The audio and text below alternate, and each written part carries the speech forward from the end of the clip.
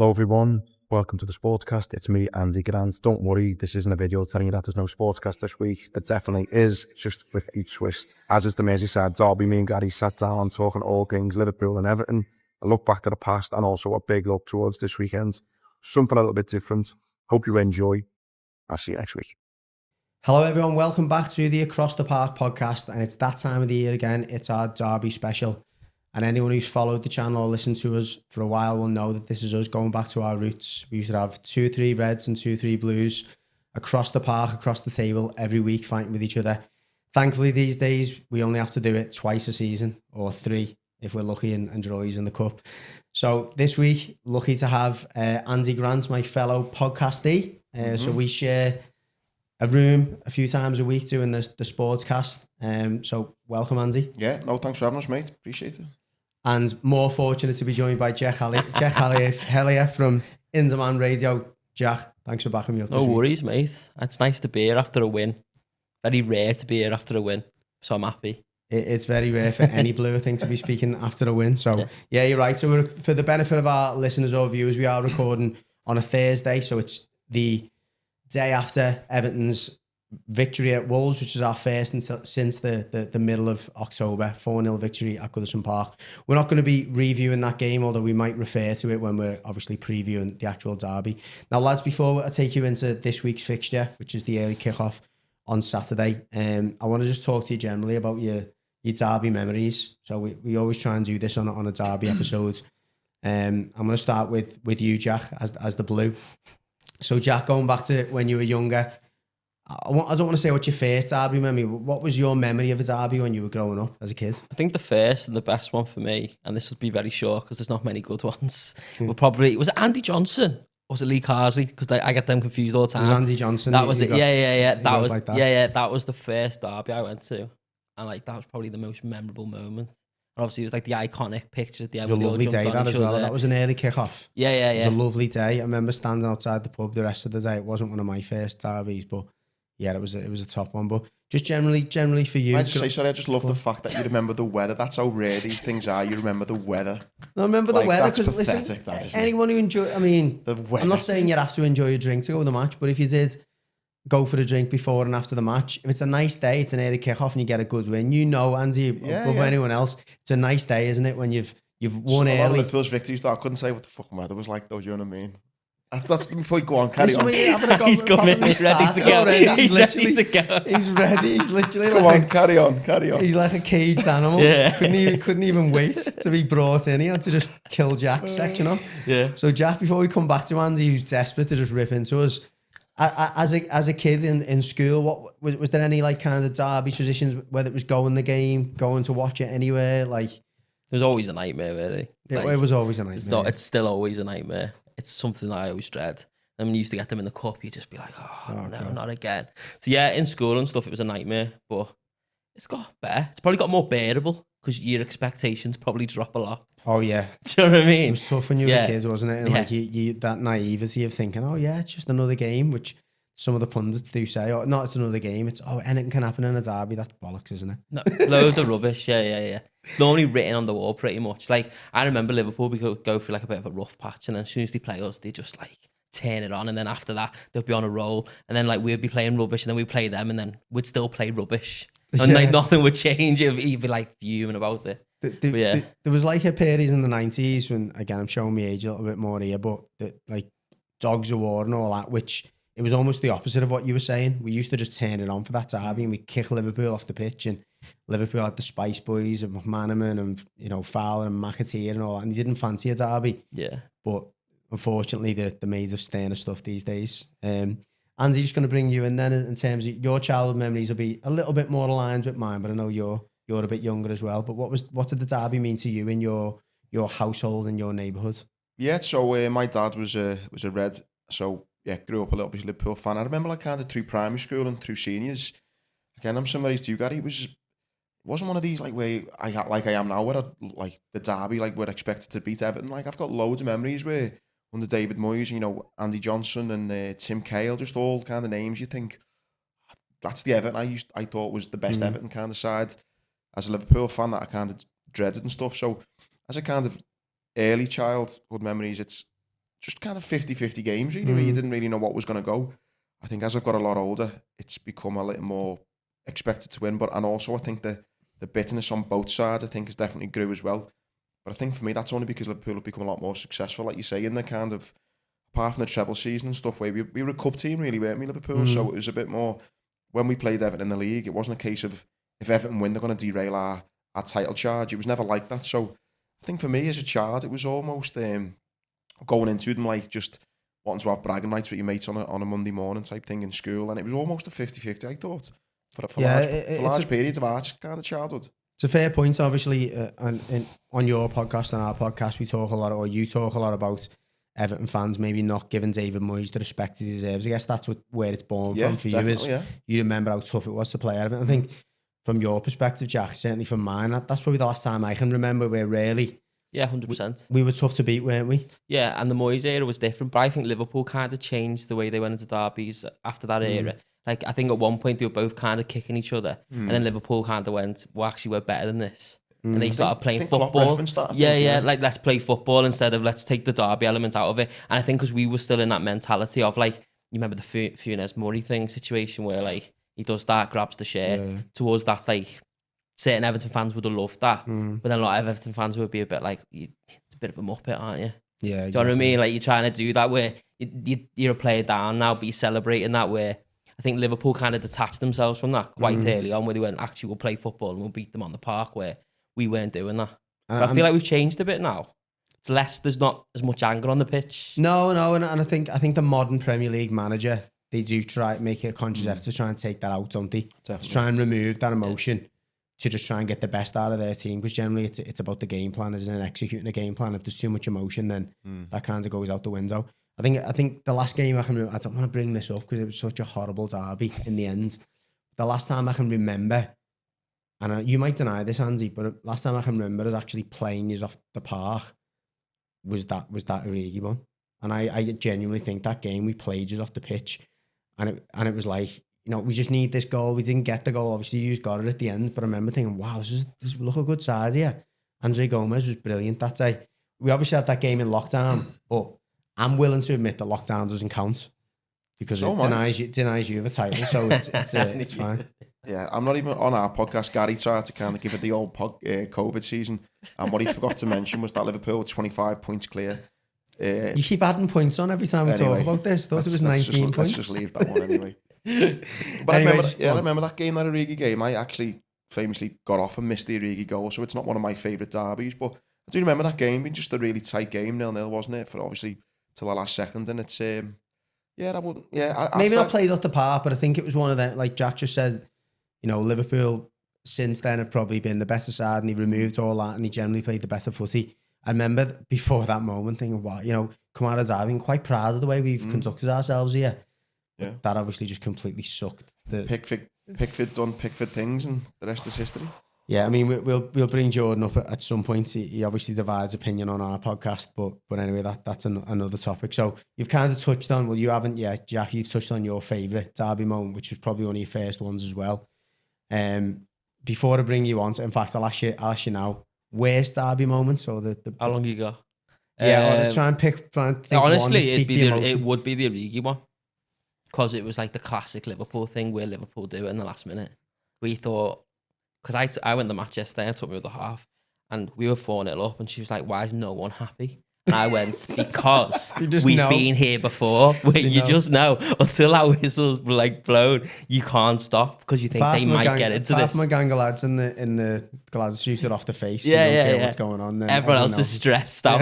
Doesn't matter how many goals they're stressed out. And especially with Liverpool, it doesn't matter. Like, you remember last season, we were beating them 2-0 and still no one wanted to celebrate until the whistle was blown, because you just know they could get back into it. And they're probably, they used to be under Klopp, them last 10 minutes, they were scary. Horrible, yeah, horrible. But yeah, the Origi moment was horrific. Just the way it happened, and then the way he ran on the pitch, and it was just... That was it, the Klopp run on the pitch was the one for me. It's it just brings... Carragher's commentary as well for it. Oh, yeah. Oh, my God. It was horrendous. But I mean, I remember just trying to get out the ground, and like I just turned around, I could see him on the pitch, and I was like, oh my God, this is horrible. This is horrible. Yeah, I'd say my worst one is, and I'm not just saying this to try and wind you up, but was that game because it was my dad's birthday. It was in December time, wasn't it? Yeah. Early December. It's my dad's birthday. It was around this time, yeah. Always seems to be a derby around this time, yeah. So I was meeting my dad in town. It was a boring 0-0 up until that, obviously, last second. I thought, I've got to get into town. It's my dad's birthday.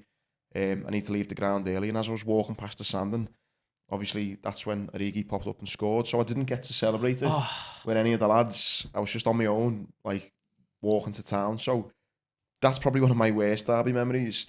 My best ones are probably the first derby I went to was actually at Goodison when Stevie scored and ran down the wing. I think it was a 3-1. Cup in his ear. I was at that game with my dad. And actually one of the best ones as well, I'm trying to think of more proper old school memories, was Gary McAllister's free kick. Oh my God. I was standing in a boozer in Bootle with my dad. I was only... That's my worst. That. Yeah, 12 or 13 I think I was at the time. And obviously we were going for the obviously the quadruple or something. It was like the treble, but we obviously were trying to get in the Champions League as well. So the league games were just as important. And it was it was just I think it was again around March, April time. It must have been May, might even be in May, but it was in the running of the season. And Gary McAllister just pops up with I don't know whether that was the start or the end of the run, but he was scoring big goals every week. Well, he scored a pen against Barcelona. I think Bradford, he might have scored a free kick or something. It was, and then he gets the derby goal, and I just remember the pub going mad. I'm only a kid, 12 or 13, and it was great to see a pub just really kick off. And without to sound too old, it was back when, old man boozer, proper full up. It was that was probably one of my favourites as a kid. I can remember that goal so vividly. Horrible memory, but like looking, if you took that red shirt off him, and obviously it's impossible for me to do that, as a footballer or as like he's a likeable guy. No, I mean, it's genius. Do you know what I mean? What he done, and someone told me a few years later, and obviously I wouldn't remember that because I didn't want to ever see the goal again or watch the game again. Someone told me he kind of clocked it just before that. I've done a Q&A thing with him, and he tried it just before, and he'd seen was it Nigel Martin, your keeper, I think might have been, or no, it was Paul Gerrard. Was it? He was coming out loads, and he said in this Q&A, he said I'd done a free kick 5 minutes beforehand, and the keeper was like Paul Gerrard, almost coming out as far as the defenders, and it's a bit weird. And he just happened to get a free kick a few minutes later in a similar spot, and he went, and you can kind of almost see as a little glance if you were looking for it in hindsight, you can see him kind of just having a little look. Yeah, because my seat in the park end, which is still sits, is like right in the middle of the park end, like just above the crossbar. It's a cracking seat, but it's one of them where once the ball is past the penalty spot, you're kind of looking through the net to see it. So I remember just seeing it bounce and just going, that's going in, that's going in, and you're scrambling across the goal. It was horrible. And then there's that moment where obviously all the away fans go mental, and it's I mean, there has been, you could go more recent times. There's I'm not trying to rub it in your face. All right. I don't ask you for one, Andy. Okay. No, go on. I was just going to say, sometimes, and I'm not taking the piss, but you speak to other lads and you forget there's been a lot for Liverpool, hasn't there? Yeah, Mane in the last minute, it's just... Dirk Kuyt was a nuisance. He had some moments. Obviously, Suarez was horrible. He got it.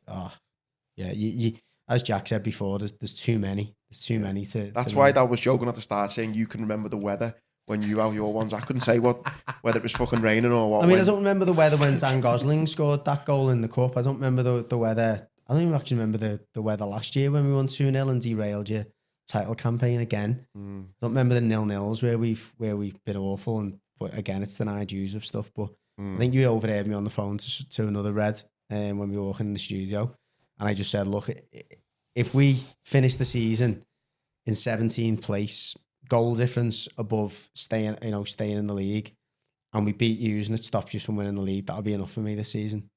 Because that's how little faith I've got in this team. But your answer does not surprise me. That's how much. Wasn't an answer. That's how much I love you. Just a fact, and I know, I know that's you'd take that, and that's fine. Well, anyway, into the actual game itself, we've started to drift into that territory anyway. Jack, you obviously went to the game last night. You've been to plenty of games this season. I mean, I think let's ask a general question. How are you feeling about the team in general? I don't genuinely think the team are that bad. I just don't think they're clicking. Like every season, we've had injuries, we've had problems, we've had excuses. I think this is the first season there's actually no excuses. They're all there, they're all fit. They're just playing not very well. And they're just not scoring. But then things that we were always proud of, like our defence, that's starting to let us down now. So then if our defence isn't good and up top we're not good, well, we're not doing You're good really anyway. good Do you to know what crap, I mean? aren't you? Yeah. We're not good in possession. Yeah, so it's worrying. And then obviously the Wolves game, I'm kind of worried that it's kind of false hope. Without doubt. Yeah. Because Wolves, I don't think were very good. Like, they were terrible. And I think a bad Liverpool team probably is still much better than a good Everton team at the moment.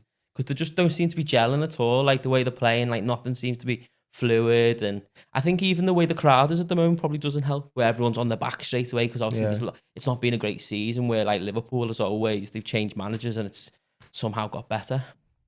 So, yeah. Was the atmosphere not great yesterday, was it? Like, fun? No, it was okay. I don't know, it was a bad atmosphere. It's one of them, I think, when you... I don't know, I mean, I've definitely experienced Anfield like this. You know, when you get 2 goals and you kind of feel like you didn't deserve the goals. And it's like, your fans are like, don't really know what to do here, because we don't need to work hard to get behind the players, because we're 2-0 up. They're so bad. And the goals weren't, I mean, Mangala's was a decent strike. Yeah. Obviously, Young's is a clever free kick, but I don't know. I think in order to generate an atmosphere, I think there's a few ingredients, isn't there? And it's like the fans either feel like the players need them, or the players look like they're really putting a shift in. And I don't think it was any of those things. I think that it looked like, for the first time this season, for me, that our players were in like second or third gear. Yeah. Like throughout the game. That's how bad Wolves were. But I think, do you know what? I think if we didn't have the derby this weekend, everyone would probably been a bit more like upbeat about it. Everyone was probably a bit more cautious, looking at the team, thinking, all right, we've scored. Because there was 2 disallowed goals as well. And I've not seen us score like that in years. But then I think that was because of Wolves. I don't think it was because of us. I mean, 2 of them were own goals. Yeah, that's what I mean. I didn't even find that out until... Their own goals, but the first one from Dawson, he would have got sent off if it wouldn't have went in. So, and ball, he had his hands up in the air, so that probably makes it worse for them. The second one, Calvert-Lewin scores if he doesn't score, sorry. So I think if they were own goals where literally it's crossed in the area and Dawson just goes boom and puts it in the I've not seen corner. the replays. So were they actually like proper own goals? Oh, they were proper. I mean... The first one, Dawson jumps up behind Calvert-Lewin and handballs it into the goal. Oh, okay. But his hand's in the air, so it would have been penalty, sent off. It would have been, you know. I think on that though, you know, you can tell, but you know, we've spoke on our podcast all season about you haven't got any goals, and yet I think you can see by Calvert-Lewin's reaction, he knows that he's not got anything to do with those goals, and you think if you're a striker, you want the confidence. How many strikers, they have a shot, it pings off someone else, it's clearly an own goal, but they run off and they're like, oh, he was open for it. Yeah, he was literally on complete. You could see him rolling his eyes, going, "My God, any chance?" Yeah, exactly. And it just looked like, God, he's even when you kind of getting given own goals that could potentially be attributed to you, you're not even getting any. You could use a bit like. I think if I'm going to look at a few positives from last night, not the list 4-0 or no 4-0 and a clean sheet is obviously hugely positive. But if you're going to look at positives from the performance and generally the manner of the victory, I actually think Calvert-Lewin has a bit of the bit between his teeth. And I don't know if that's because you've seen Armando Brozier in training and he come on and look sharp, actually, even though he's only has a couple of games for the 21s. Don't know if it's a bit of that. I don't know if it's a bit of the fact he knows it's the derby on Saturday and he wants to play in that game. But did he look like that? He was holding the ball up and he looked like he was going for everything, a bit more chasing down balls where he wasn't. But then I think the crowd were going for it a little bit more. And it's, like you say, it's much easier when you're winning to kind of show that grit. Do you know what I mean? And I think they just didn't look like they were up for it at all. No. So it's one of them, because if you look at the derby last year, Calvert-Lewin was a beast.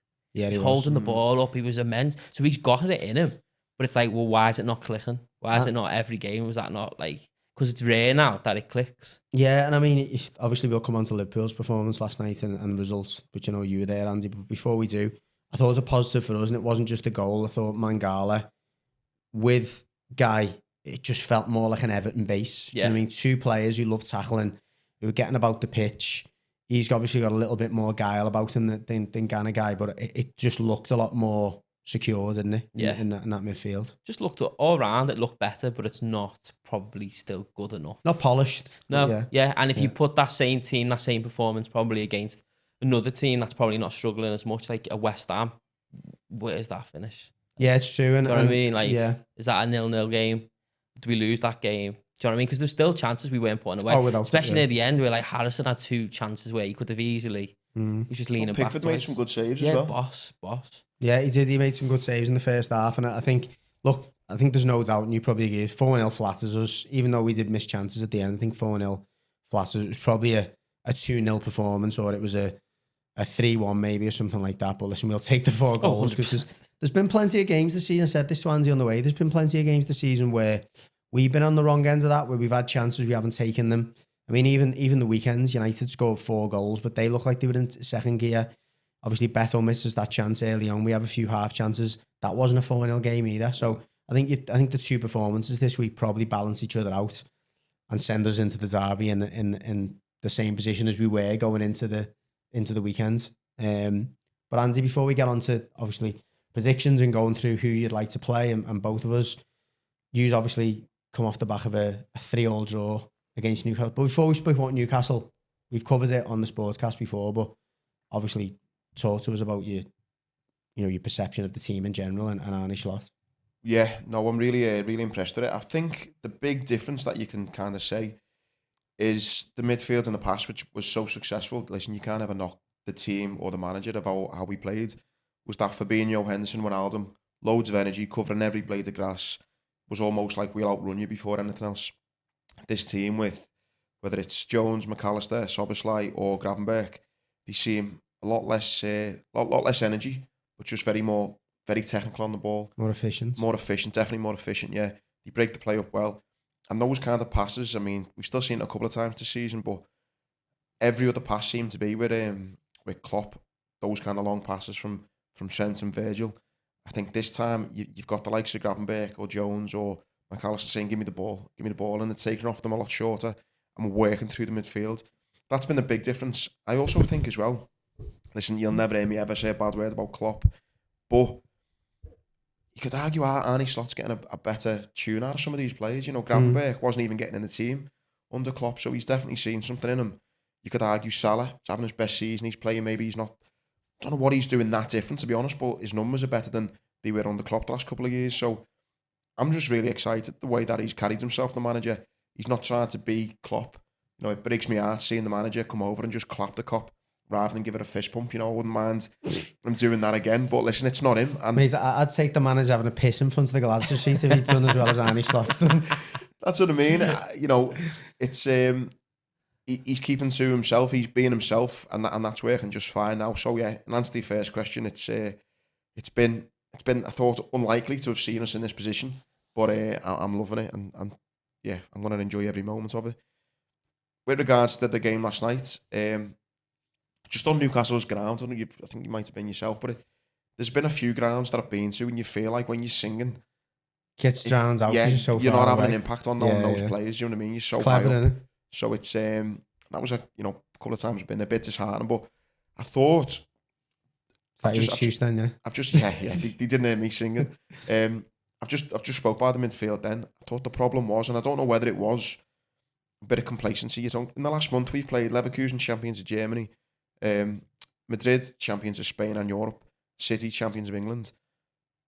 Was there a bit of complacency going, look, it's only Newcastle? I don't think it was that. I think it was probably down to a massive week playing Real Madrid and City.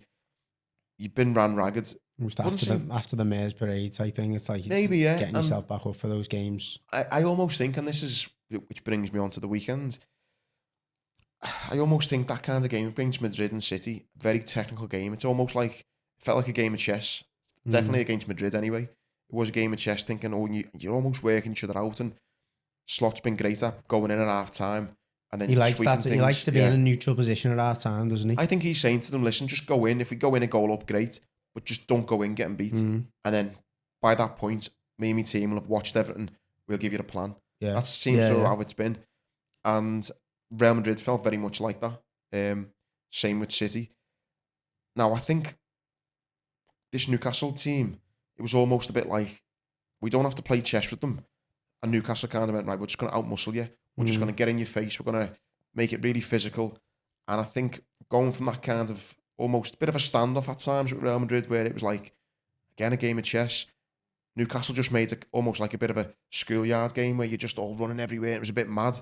And I think we struggled. Again, I don't know whether it was the amount of games they've played this last week and the pressure that's on them, or a bit of complacency, whatever it was, but it was definitely an off day.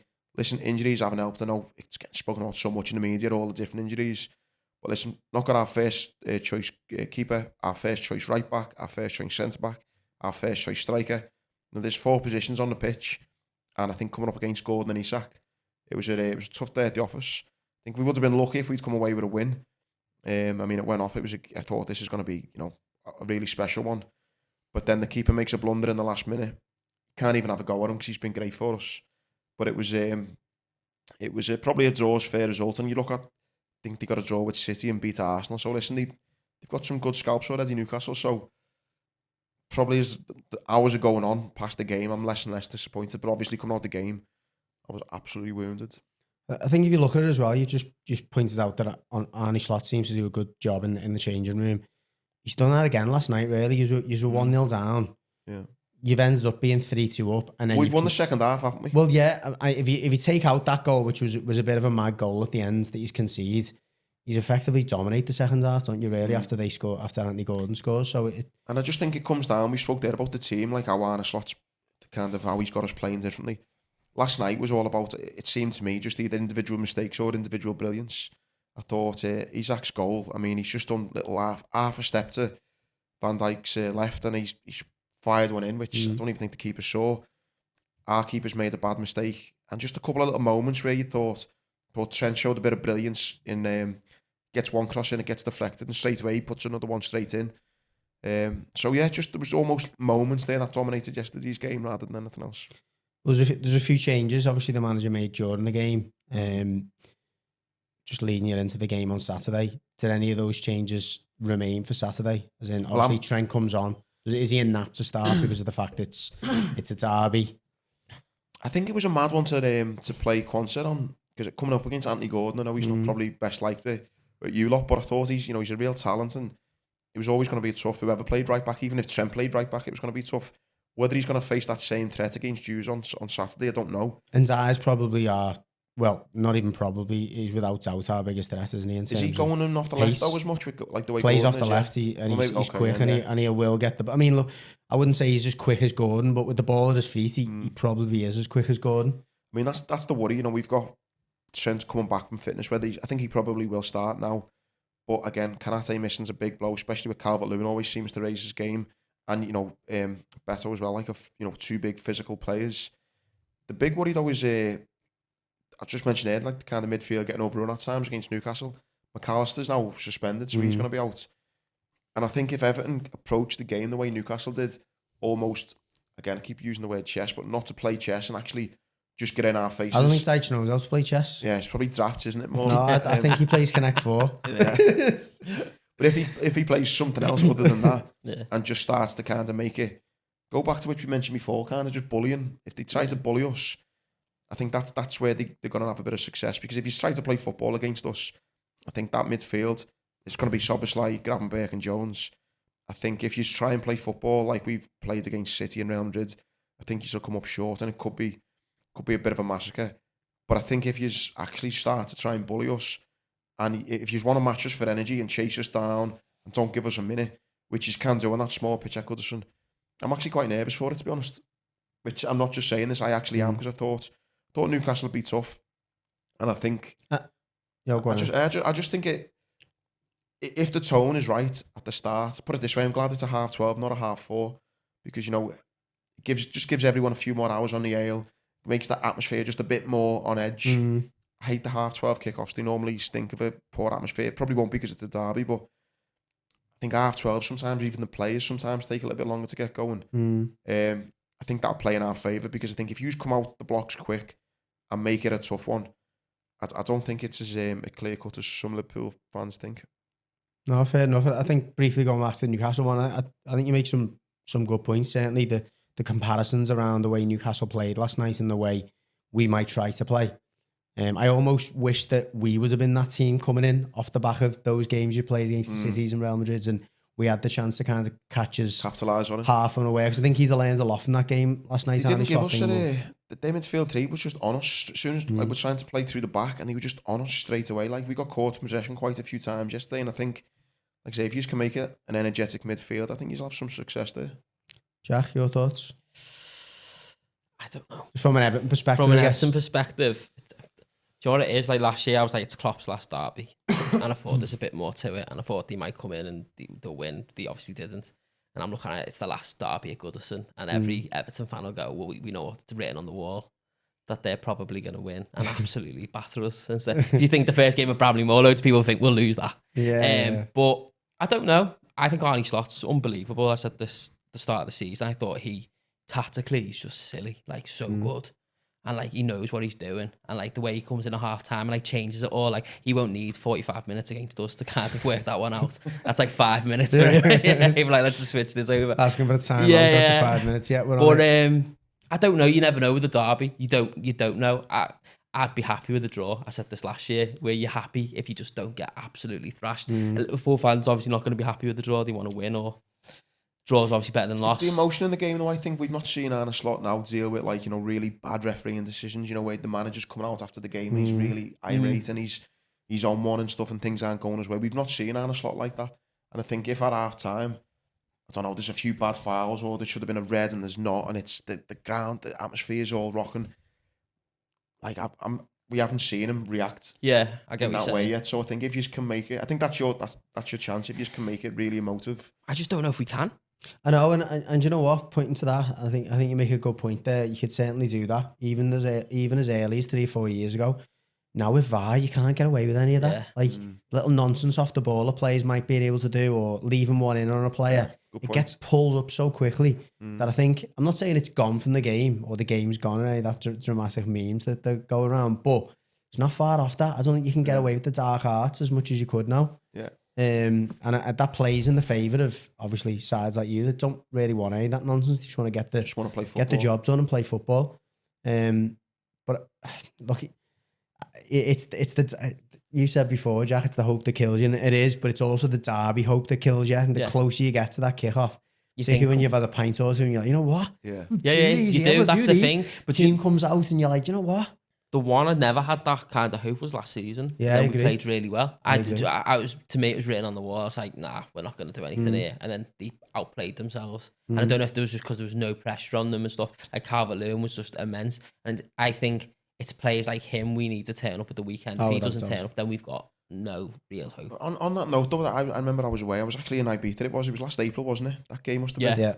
Yeah. And I remember watching it, and that's the way you kind of got that feeling there about that almost pessimism about not winning. Anytime Liverpool are going for something, that's when I think Everton raised the game. Do you know what I mean? And it's like, that's what's Liverpool obviously top of the league at the minute. It looks like, we've got a good chance of winning the league. After that COVID season, I'm just waiting for like Putin to start pressing buttons in the world to end or something, you know what I mean? Or Everton just to turn and play like Brazil tomorrow. The first thing he'd do is go blow Bramley Moore up. Yeah, 100%. But I think it's when Liverpool are doing well and you think actually it could be a good season. I think that's when you're always extra nervous now for playing Everton, because look, you aren't having a great season, and like you already started with, if your thing can be, look, we never got relegated and we stopped them from winning the league. I mean, that's great for you, and that's what scares me. It makes me a bit anxious about this derby. There's definitely there's more than a few plot twists in this one. Obviously, you've got the last Goodison derby, which is huge for every Evertonian, for every Everton player. I mean, we're saying that there could be an outside chance that we draw Liverpool in the FA Cup, but it's very, slim chances, probably because we'll get knocked out by Peterborough. But I think that's obviously a huge plot. You've got the fact that more than likely going to be Sean Dyche's last derby with Everton. I think that chances are he goes the end of the season. I think genuinely... Slot's first derby? For Slot's first derby, I think genuinely, if Sean Dyche gets a result against Liverpool, i.e. a win, he probably gets the grace at the end of the season then, because the fans go, you know what? We're kind of moving away from the relegation zone. We beat Liverpool at Goodison for the second time in 2 years. That hasn't happened for a while. I think he's got more than enough points to give to the new owners to go, listen, let me see the season out. Don't sack me. Don't, drag me through that. So, you've got Calvert-Lewin, probably his last derby for Everton. The chances are he goes in the summer. There's just so much on the line. So many, even with Salah and his contract stuff, every game at the moment, he seems to be making a point in doing something special to say, look, put an extra 0 on type thing every game, what he's like that. So, yeah, totally agree with the subplots. But yeah, I think it's, as always, it's an interesting one. I think just going to go, obviously ask you a few things around the teams. So I'll go with Liverpool first. Who starts for you? I don't think Alisson's back. So I think it's Kelleher will keep in. Just going to probably go any Robbo, Van Dijk, And then Hate Robertson, by the way. He's, I know, why? I just hate. I don't know about you, Jack. Do you I hate can't. him? Yeah, I hate Pickford. Honestly, I just hate why him. do you hate I Pickford? even hate his name. What I is hate it? Yeah, Robertson does. Is when he released the book, and I was like, come on. And then, to be fair to him, What he released the book? yeah, so it just angered me. But the thing is, with Robertson, he's a player. No, but this is the thing. You hate the players that you kind of would like. Yeah. So that's why I used to say with Suarez, you hate him, but you'd absolutely love him if he was in your team. So Robertson, I would love if he was an Everton player. The little wind up and stuff, yeah. I'd love it. I hate Pickford, and I wouldn't want Pickford in my team. I mean, I'm the same, and I don't want Pickford in my team. Really? No. He's not a fan of Pickford? No, you know what? It's a bit of a Love-hate relationship. No, I wouldn't call it a love-hate relationship because Pickford probably hates me as well, if he even knows me. Funny enough, actually, it was a few months ago when I was at Finch Farm. I was doing some stuff for the interviewing the women's team and stuff. And he walked in this room, and I was sitting there waiting for someone to come in. And you know when someone looks at you and goes, I know you, but I don't know. And he went like that and asked someone, and he looked back in again and just literally snarled at me and then shut the door. Yeah. And yeah, so it again, I don't know you know this chap, but I said something on Andy's podcast a few seasons ago about Pickford where I dug him out a little bit. You know, around his antics, not about him being... point though, to be fair. No, you know what? It was one of them where the lad who produces Andy's show, his job is to obviously get the best bits. And he put this reel together, which made it sound like I absolutely ripped into Pickford. Yeah. When the point I was making was we were at the stage a couple of seasons ago where we had no money to spend, very few sellable assets. And I said, you know what? I don't think we benefit from a world-class goalie. I think Pickford, and I'll give him, he's a world-class goalie. He's played for England. So I was personally sold Pickford. And I said, we can probably do without some of the antics sometimes as well. All this, once this season at Newcastle, we're guaranteed to lose because he's so bothered about trying to wind the jerseys up. He always has to do them boss kicks all the time, regardless whether it's on or not. He has to. So, point being, I said I would personally sell him, get the money, and reinvest it in midfielders, forwards, whatever we need. It's a sound point though. It is a sound point. It is, but at the same time, I've got to be on the Pickford bandwagon. I do think he's a great keeper. That's what I mean. Everyone like you just jumped on it. Yeah. When I say jumped on me, it was brutal. But look back to it. The point I was trying to make then. But listen, he's a top keeper, and I think games like this, he obviously relishes. Yeah, he comes to the forefront. But yeah, I'd have Robbo left back. That was what it was. You'd mentioned Pickford. So yeah, and then Van Dijk, he's going to have to go Quansah centre back and Gomez right back.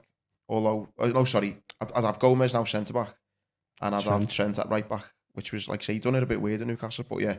So did Gomez play centre back against City? Didn't Gomez? Yeah, he did. Canate was out, wasn't he, from there? Yeah, so I'd have Gomez back to centre back and have Trent at right back.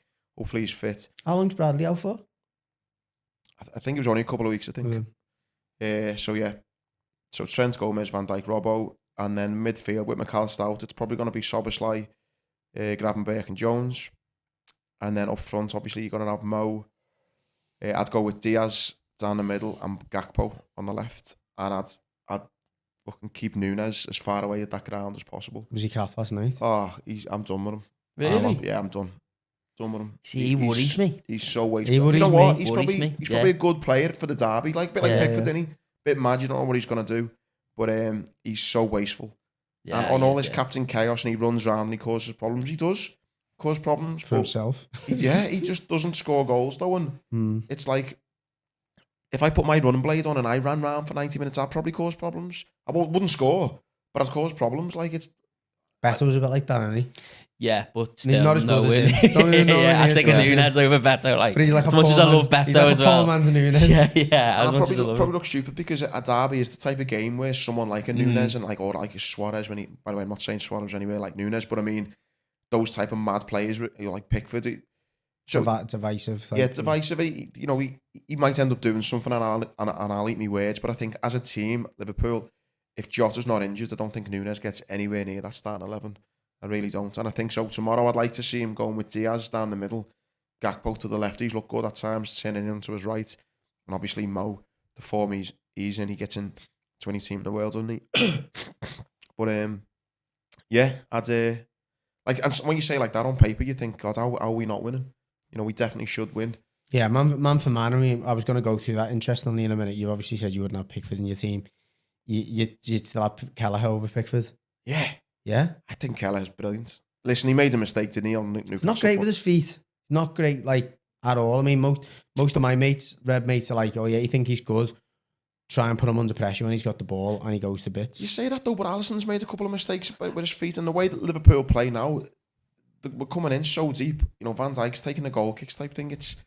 I know it's so important now for keepers to play, but it's like, yeah, you know what? No, I'd have him all day. And if you're gonna go, again, I'm not just saying this. I don't watch maybe enough of your games. You probably try and correct me, but like, I don't know if any of them would get into Liverpool starting 11. I think you'd have to go. Branthwaite? Surely Branthwaite does.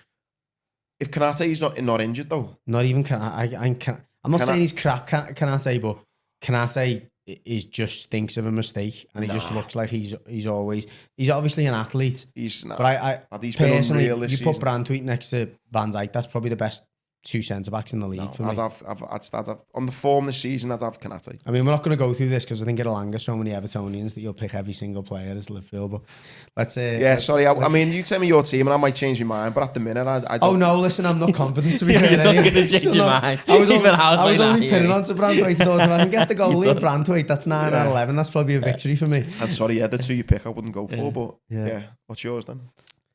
So I mean, we'll start with Pickford. I mean, from an Everton point of view, you know, despite what I think of him personality, he's obviously a top keeper and we need a massive performance from him. I think if he was to name, say, 3 or 4 players in the team that have to have man of the match performances at the weekend, he's going to be up there, isn't he? Besides that one error he made against the league, he's probably been quite steady in derbies. To be fair, not many really big mistakes. That was a massive mistake for him. And then you also brought it before, like when he used to play against Newcastle and stuff, his head would kind of go a little bit. In recent years, it hasn't.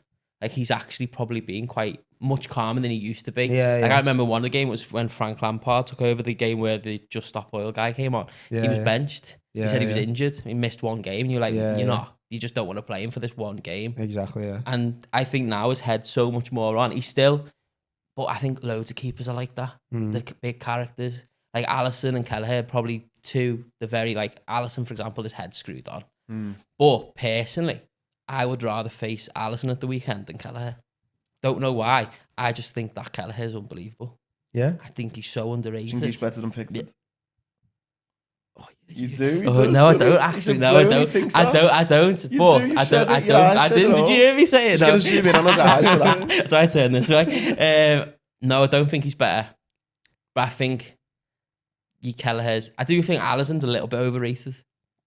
Personally, I do think Alisson's overrated a bit. Millsy had loved that comment, by the way. Millsy hates Alisson, thinks he's like massively overrated. But Kelleher is like, he's a second keeper and he just straight in. He's too good to be a second keeper. Yeah, like, how are you a second keeper? Typical Liverpool. Remember Adrian used to do that? Yeah, just come Adrian just walk off the bench after he'd been on his arse for 10 years and then just be a worldie. But I'm a big fan of Pickford, so of course, Pickford. So it's no one else. Quite you. Back four probably picks itself from last night, doesn't it? As long as Keane's away from it. I mean, like, I hear this every week off him. Yeah. Imagine the fume if he broke. But you know what? If we're struggling, I'd put him up front. Honestly. Like, he worries he's the best finisher at the club. Yeah, he's unbelievable in front of goal. That's I want the back four, then go through the back four because I didn't know from last night. So it'll be Michalenko left back, Tarkovsky and Branthwaite centre back, and Ashley Young right back. Who played well yesterday. He did. He had a good game. And you know what? I've said this a few times. Obviously, he's not the most popular figure, and fair play to him. He's 39 for God's sake. But I actually think he's had a good season. I do. I think he's had more good games than bad ones. And I honestly, I can't understand how he's doing it. I mean, I'm 39. I can't imagine. I go and play five-a-side every now and again, and I'm not comparing myself with the Premier League footballer here, but I go and play five-a-side, and I can tell someone who's 30, let alone 20 or 19 or 18, playing against me. It's remarkable to be able to be in the shape that he's in. You'd have Trent over Young then, yeah. I mean, that's ridiculous, isn't it? I would definitely have Trent over Young. I'm just trying to see how many of these other... I mean, left back, I hate Robertson, so I couldn't have him in it. No, obviously you would get in over Michalenko because Michalenko... To be fair, there's a few Reds who might say Branthwaite, to be fair. I know he's obviously... I'd be shocked if there was a survey of actual football fans, not just... Because I'm not one now. No, I mean, like Reds That's not me being bitter. Reds who look beyond the fact that he's got a red shirt on. I'd be shocked if more fans didn't say, listen. By the way, I Branthwaite. do like Branthwaite. By the way, I think he's a top quality player. I really do. So I think it's just as much as dominance in the air as well, because I think we'll come on to that in a bit in terms of how we can potentially get a result. I think the Tarkowski and Branthwaite partnership, when they're both fit, how dominant they are in the air from set plays, defending generally in open play, is a huge advantage. I agree. The midfield, would you tinker with that? Because, you know, Lindstrom come out, Mangala come in. For me, it felt like the right change. It looked the right balance for me. 100% was the right. I think Mangala's just boss. I think Lindstrom just not ready yet. No, I think he's too. Yeah. I think he's just too young and probably just a little bit not enough experience. And I think as a club, Everton are very good at putting people out to dry. And I think with him, he should have probably been protected a bit more. And obviously you can't protect players when you need players on the pitch. Where he needed probably a little bit more time to kind of settle into the Premier League. Because I watched him last night, he was chasing every ball down. He's willing, isn't he? And he's willing, the passion's all there, but I think he just got hung out to dry just a tiny little bit. So probably just needs a little bit more time. But Mangala, I mean, if you look at that middle three that Andy's spoke about, and the importance, obviously, of derbies, of you know, getting into the opponent, being on top of them and making it difficult. I think just 3 against 3 in there is just going to be important, isn't it? Just almost go 1v1 and go, right, we don't allow them to get an easy way out. I think the exception of the 3, really, I'm not saying that Gravenberch and Szoboszlai are no good, because they're better than our 3. I think Curtis Jones could be a huge player for you at the weekend, because he's obviously that player who will step out of that 3 a bit more. He'll appear in the pockets. He's got obviously far more technical ability than generally a normal centre midfielder would have. I said before as well about that kind of we don't seem to do as much now, those long balls. But I think coming on to, like, if you're playing Young at right back, and if we potentially have Diaz or Gakpo going at him, maybe Trent will be just throwing those long balls over to him, because that could be a recipe for disaster for Young, couldn't it, given his age and and given that midfield 3, how, you know, you're kind of backing them, thinking, you know what, he done all right last night, and go with them again. If you are having success, maybe that long ball might be an option for us a bit more. He has got the tendency as well for an early yellow card. Ashley Young, if you can turn him quite often. He's been sent off in a derby. Been sent off at Anfield. Last one, that stupid one where it was like a penalty, half a penalty, slid in when he didn't need to, and he kind of trailing leg, wasn't it? But briefly back to Everton in terms of the front 3 probably, or the 2 wingers and the forward probably. I think we're just predictable, where you could talk about Liverpool and be like, I'll bring him in and bring him out. With us, it's like, you know what you're getting, which is also the same quite, 11 from last night. which is quite worrying once again, where we don't really know how they'll set up, but they kind of pretty much know how we set up. I think in fairness, this season, and I'm not saying it happens every week, I think there has been a lot more rotation between when we played a 4-2-3-1, i.e. whether McNeil's is the 10, or, you know, Lindstrom's coming on the right, and maybe Ndiaye plays on the right. I think there has been a bit of, but I think in this particular game, and looking at last night, it's going to be more like a 4-5-1, isn't it? With those 3 being more flat. Decore getting involved a bit more, a bit like what Curtis Jones is doing for Liverpool, and those wide players probably being a bit more disciplined than they have been. We've just got to focus on set pieces, corners, free kicks, stuff like that. That's where we were really strong last year. And I think we can bully them in them aspects, because that's where you can play a little bit more old school and probably put your weight on them a little bit more, like Calvert-Lewin was last year. He was bullying, but I think that's the only opportunities in the game where we can really probably do something, because like you said, when you got the likes of Ashley Young, who's not the youngest, if they just boot the ball up, he's going to be outpaced straight away. And I think that's where it's an interesting one for Arne Slot, because does he look at it and go, okay, as you said before, is Trent fit?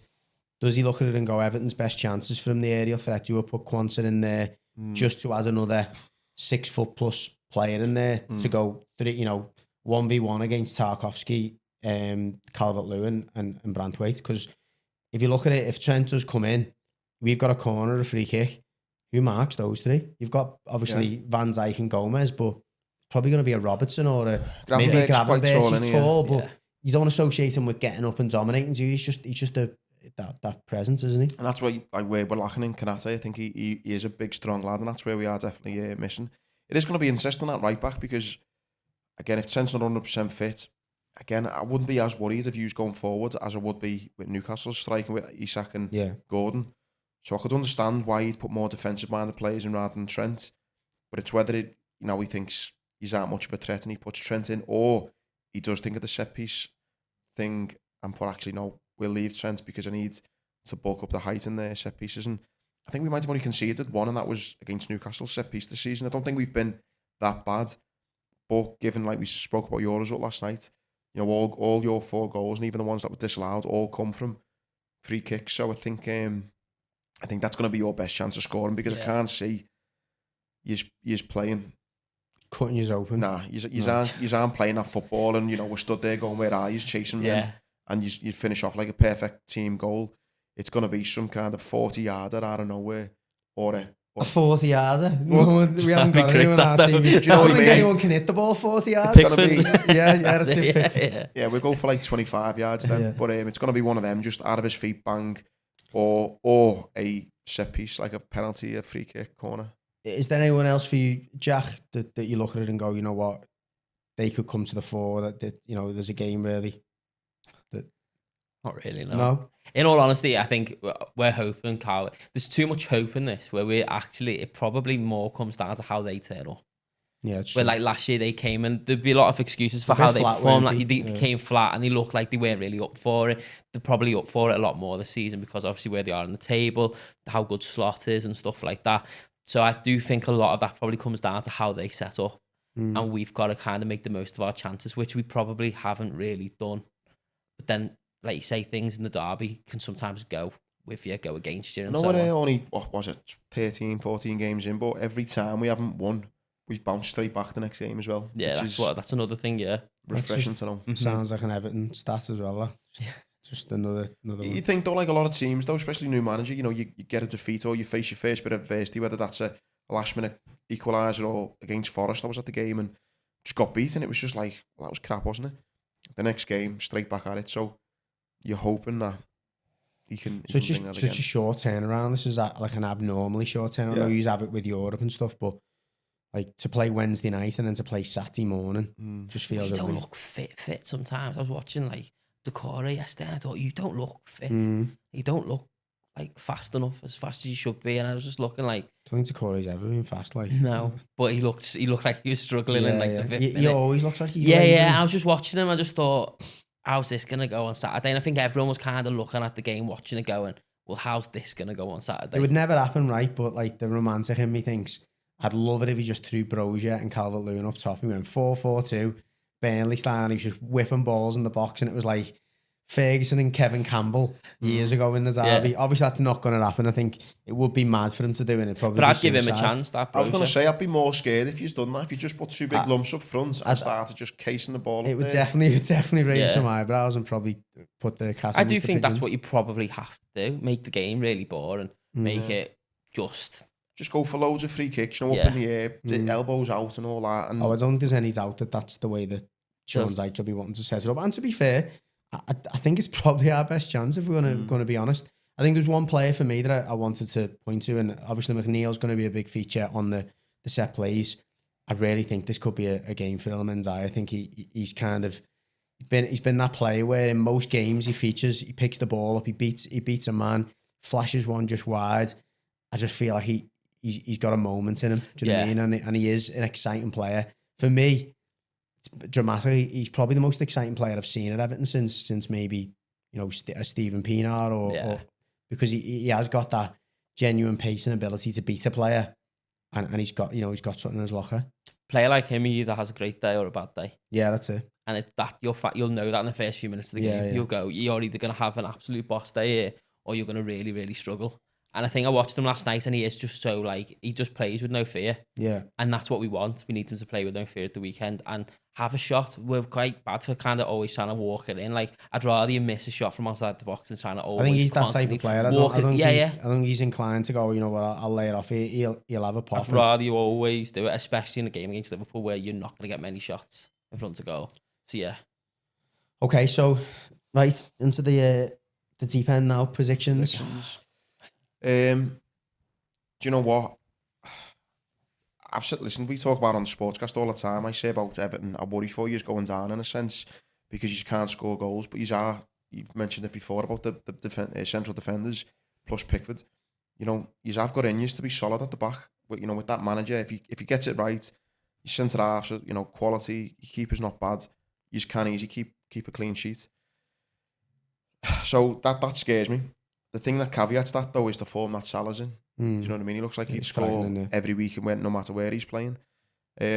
I also think as well, you're probably going to be looking your games now until January. I think you've got us. I think then it's City, Arsenal, Chelsea. I think it might be. Evertonians are probably looking at this game thinking, or maybe even the manager is, look, this is probably our best chance of a result. For Everton into this one, yeah. Because you know what I mean. Derby, anything can happen. The chance of going to City, Arsenal, Chelsea, getting anything slim. This is the game to get 3 points. And if we do get 3 points, you're going into them games with a bit of optimism. You know what I mean? So I think you will be putting a lot into this. Everything we've mentioned, I think it's there for you to go for. I think it's going to be either 0-0 or 1-0. To Everton? To Liverpool. Literally sounds like you're gearing up for a 1-0 Everton. To Liverpool, I think it might be we might nick a 1-0. I just think, listen, it wouldn't surprise me if we absolutely batty is 6-0 because yeah, likewise. Because Salah's got it, but Salah's got it in him, and do you know what I mean? That. Love that, yeah. But I mean, like, well, you just cancel our subscription to the studio. It's just done. If I just think though, like if we do kind of play that game, of kind of, you know, if we just play well like we did against Madrid and City, we should absolutely batty. That's no question. That's a fair point, to be fair. Do you know what I mean? Yeah. But if you do the things that we've mentioned, and you know, you bring the emotion in it, you start playing a bit dirty, you try and get away with a few things, and you know the crowd's up for it. You know, Pickford has a worldie, the defenders look good at set pieces. Could easily be 0-0, or a goal either way could nick it. But I'm gonna say 1-0. Salah 1-0. Jack? 2-2. 2-2? 2-2. They're going to score. Yeah. That's going to happen. They're going to score. The bit I'm doubtful about is if we're going to score. That's the only bit I'm worried about. 2-2, never yeah, mind. Yeah, 2-2, but I'm thinking maybe we could just reverse it a little bit and maybe like it's 2-1 and then we could get like a last minute winner. That's me being hopeful. Do you know what I mean? I'd be happy with the draw, which 2-2 is, but like a 0-0, I'd live for that. I'd be happy with that. Seeing no goals conceded, I'd be buzzing with that. But 2-2 probably. Obviously, I'd love us to win. I think it'd be amazing last game at Goodison to go away like that, but you've got to be a bit realistic. Hopefully, I'm wrong. Like, I mean, look, I hope you're right. I would say 2-2. I'm actually surprised how this is coming out here. I'm nervous, man. Yeah, I mean, from my perspective, I think it's a really tough one to call. I don't think it's a tough one to call on paper. I think you're right, Andy. I think if you turn up, and Jack said it before himself, it is about how well you adapt to the situation. I think what gives me faith is the results and performance at Newcastle, the results and performance against Forest, and I think the performance against Southampton. I think they're all games where, for different reasons, they've made those teams have made it uncomfortable for you. Obviously, Forest only got the one goal. Southampton got a couple, didn't he? Was it 3-2? Just beat Southampton. You conceding 2 at Southampton, 3 at Newcastle. I'm not saying that's poor. You've gone and got results there, but I think that'll give the manager and the coaching team enough to go, okay, well, there's moments in those games that the opposition have made it difficult for them. I think the other factor for me that I think is crucial for us, and Jack pointed about the importance of us trying to get free kicks and get them in the box. You committed a lot of fouls against Newcastle last night. There was a lot of bookings. There was a lot of soft fouls where it was like, and I think, again, the same with Southampton. A lot of bookings, a lot of fouls. I think you give those types of set plays away to Everton, this Everton side, and if they play in a similar manner to what they did last night, I think we can get goals. You imagine as well, just before you give your prediction, you know when you say about what we all did, Liverpool can't go in at half-time, drawing, and then second half. Imagine if Everton can go in, start well, start fast, and go in 2-0 up at half-time. That's probably the most exciting scenario for the game, I think. Because I think if you go in 2-0, the game's over. We're not coming back from that. I think if it goes in 2-0, it could end up being a 4-4, 3-2, anything. Because I think Slot will just throw caution to the winds. Captain Chaos will come off the bench. Pickford will come running out and smash someone. So I think that could make it very interesting. I mean, that would be... That, you know what, I think that'd be a horrible situation, you know, being 2-0 up against Liverpool. Just knowing at half-time what's coming at you second half. I don't know if you were old enough to go to this, Jack, but we played Liverpool in the semi-final, the FA Cup at Wembley, and Jelavic scored in the first half, and we were 1-0 up at half-time, and everyone went downstairs, and downstairs it was like we'd won the FA Cup. I went downstairs, took 2 steps down, and went, no, I can't do this.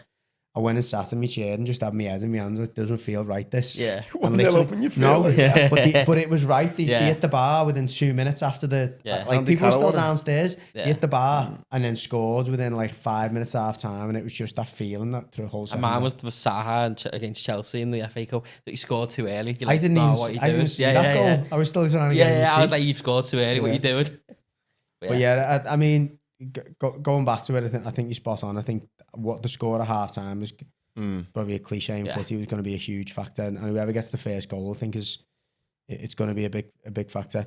You know what? It's a Merseyside derby. It's the last one at Goodison. I think all the plots considered, I'm going to go 2-1 Everton. I do think that we've got enough to win. Listen, it's me heart speaking more than me head. There's no doubt about that. But I think you've got to put it out there. And if I'm feeling like 2-1 now, come derby day morning, I'll be 5-1. I'll be like that.